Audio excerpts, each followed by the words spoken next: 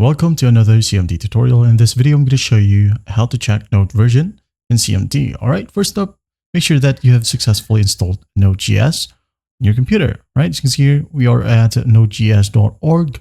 I'll just go ahead and click on download right here and follow the installation process, and it will look like this. Just wait for it to finish.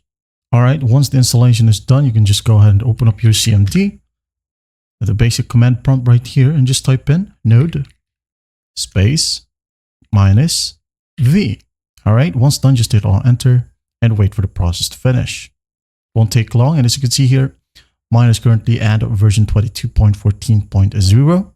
All right, now additional info here. If you want to know the N package manager version for you, just go ahead and type in npm. All right, basically means N package manager. Then again, space -v, and just hit on enter. And as you can see here, I'm currently using 10.9.2. That's basically how you check Node version using CMD. Well, I hope this video helps, and I'll see you in the next one.